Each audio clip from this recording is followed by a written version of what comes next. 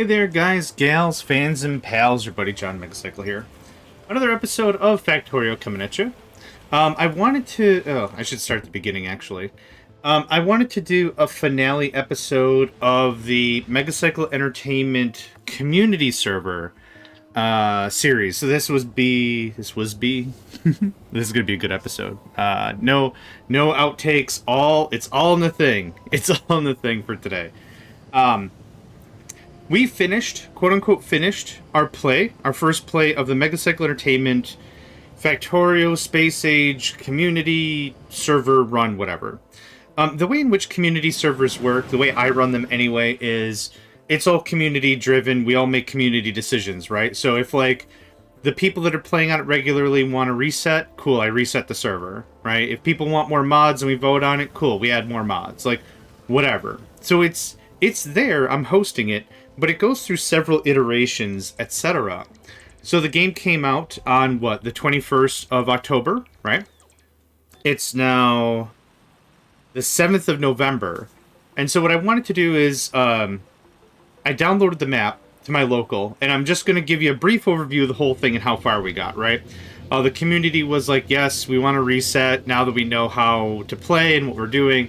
Let's just start fresh. So we started fresh. So I'm going to load up, let's see here.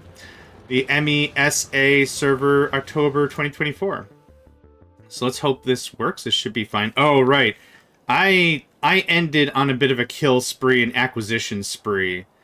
So the cool thing also is the main players have made a save of this. So everyone has a copy of it. But it's just for hosting's sake, everyone wanted to restart, so we restarted, right? So this is Novice. Some awesome work has been done by everyone involved, but it's mostly unused, hence the very, very, very small pollution cloud. But as you've seen, this base has gone through, like, I don't know, 5 iterations, 6 iterations, something like that. So there's a lot of stuff going on here that has been, I guess, picked apart and done by the community. And that's why whenever I say, hey, if ever you want to join in and meet some new people, feel free, join the Discord, say hi, come on in, right? Not that big of a deal. I got a quick sneeze brewing. Hang on just a moment.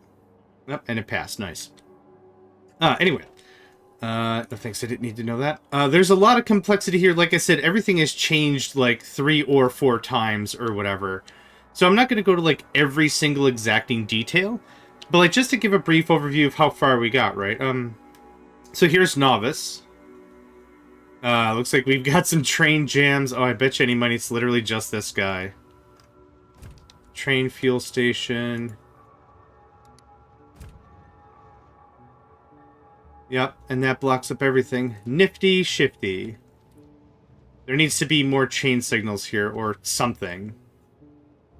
And now you come in. Alright, anyway, I'm not trying to debug stuff. We've actually finished this up.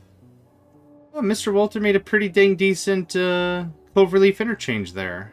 That's nice. As I said before, it's really cool gaming with so many different people because you see different takes on how they do things, how they solve the same problem, right? Everyone has the same problem. What's that problem? We're low on iron, right? We have biters, right? Or like whatever. So it's cool to see how that all happens. So there's Novice. Volcanus turned into what started off as a very tight-knit colony right there. Everything I just highlighted. Very compact, very tight. To save on space. Space is a premium, especially with the what are these, cliffs and everything. Then power and mining and more stuff, and then also some territory grab, and lots of territory grab, right? Lots and lots of territory grab. Holy crap. Yeah, more than enough, more than enough territory to be had by all. Not really much else to say there. For Gleba, this was definitely taken an extra step, and you can see all the stuff, all the manufacture, all the everything here that's being done, all the metallurgics and everything. Gleba really has shined.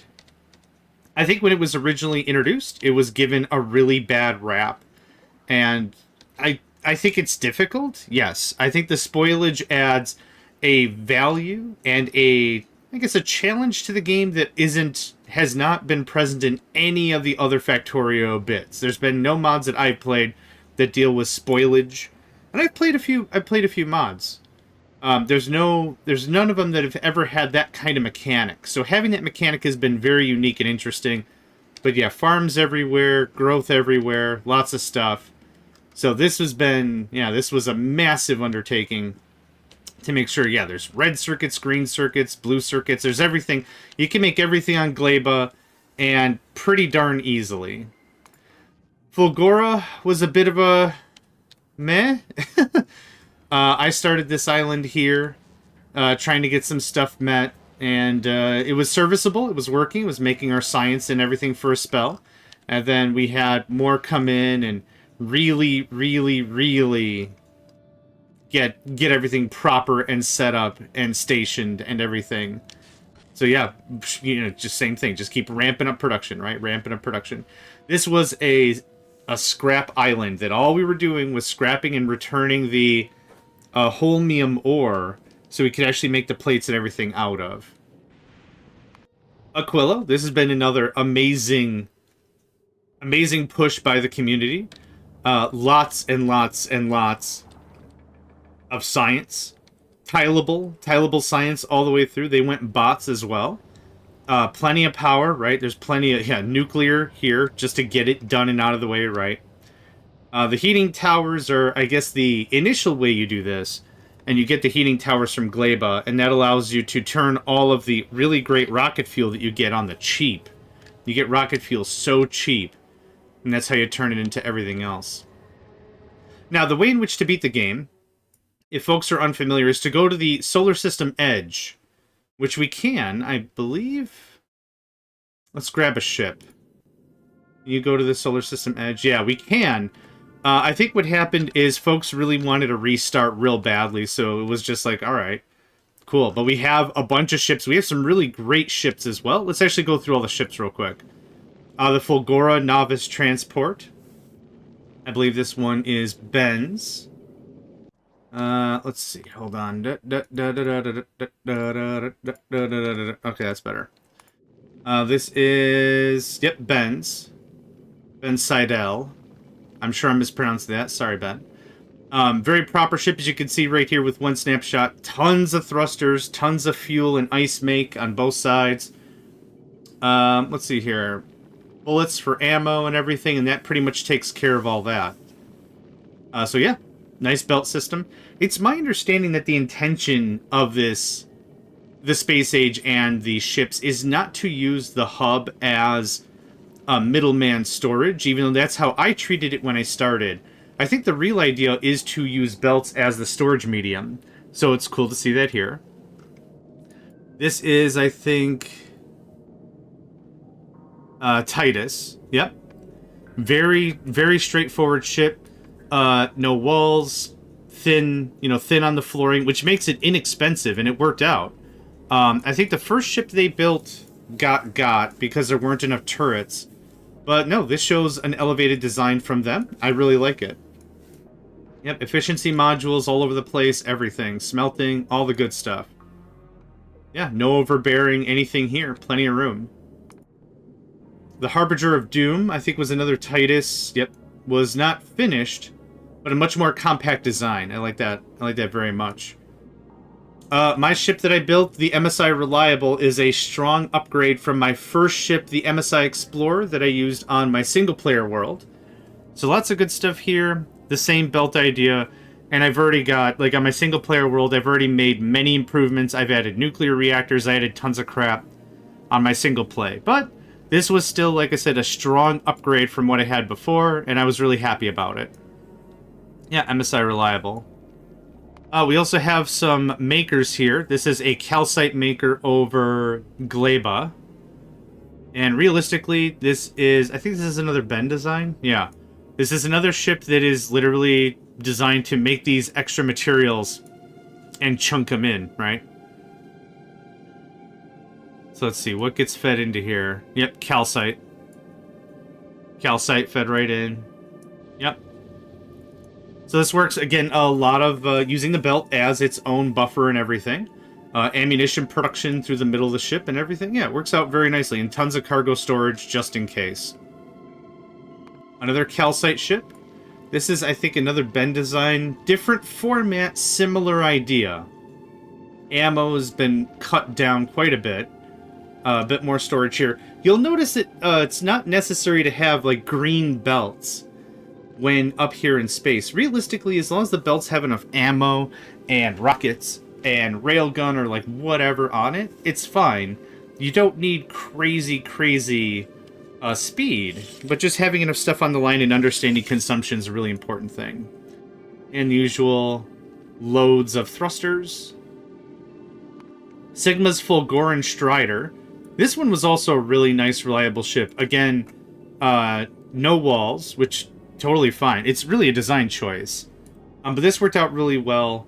It has a bit of a thinning agent here, so that way if there's too much of something, it just gets hucked overboard before it gets even processed, which is nice to see. Very solid. I like the tanks. I like the extra fuel tanks, so that way you build a lot of extra endurance into the ship. So if there's ever a time where you're low on some materials, you've got some more stuff going on. You've got some backup. Vulcanus cargo ship. This is another Sigma ship. Similar in the design, I would say. Ammo production, etc., right? Lots of storage, interfacing, the same, throwing crap away you don't need, and all that. Less on the engines, though. This one had 5. This one was 1. It made it for a much more compact... I don't want to say cheap, like it's like shoddy, but inexpensive would be the word. A much more inexpensive design, which is great. We were all learning how to get our ships going on, how to get our ships a-moving and all that. This was done by Jonas. This is the White Science maker. And this just pulls everything right into here, makes the science and shoots it down to Novice. And that works out pretty well there. Yeah, really straightforward designs, right? It's neat how everyone, given the same tools and the same blocks and the same items, came up with different ideas. I like it a lot. The Aquilo Turtle, I believe this is Jonas's ship. This got some late game additions. All this should have some defenses back here. How much storage even is this? Oh my word. Yeah, all the storage. This ship is mighty enough. You could have it do all the running everywhere. You know, go to what am I thinking? Go to Fulgora, get your stuff. Go to Vulcanus, get the stuff. Go to Gleba, get some stuff. Go back to Novice, dump it all off. You could make it like that, yeah. But it's the Aquilo Turtle. It's supposed to be able to handle Aquilo space. And there are plenty of rockets, plenty of gun. They also opted for AP rounds. More expensive, takes a little more room, but I'm sure effective. Sure, very effective. Ben's Aquilo ship uses nuclear, right here. Forging, ammunition, and all that. Lots of thrusters. Lots and lots of thrusters. Similar to other designs, but yeah, this works out really well. Lots of rockets. This is something I could have done more of on my personal ships. Just way more stuff. And a personal transport. It actually kind of looks like the letter J. This is Jonas's ship. Their personal ship. And it does kind of look like to me like the letter J. So it works out pretty well. Deep breaths. But realistically, that is the very quick, very neat finale for the Megacycle community server. Again, by the time this has been released, we've already started fresh, and we're playing all over again. We're doing different build methods. I think the one that we've done, this one, was we mainly tried a bus. This bus was not big enough, so we upgraded it several times, etc. The one we're currently doing is a bit more of a formulaic blueprint base. And I think somebody said they also wanted to do a city base, which we'll do next time. So there's lots of cool stuff happening. That's really it. So thank you all for joining. My name is JohnMegacycle, and I hope to catch you next time. And I hope to see you on the Megacycle Entertainment Discord server. Thanks a bunch, and I'll catch you later. Hey there, guys, gals, fans, and pals. Thanks for checking out my video. I also want to take a moment to thank all my supporters and donators, and if you'd like to join up with me and game with my crew, all the information to get connected is in the description below. Thanks again, and I hope to catch you next time.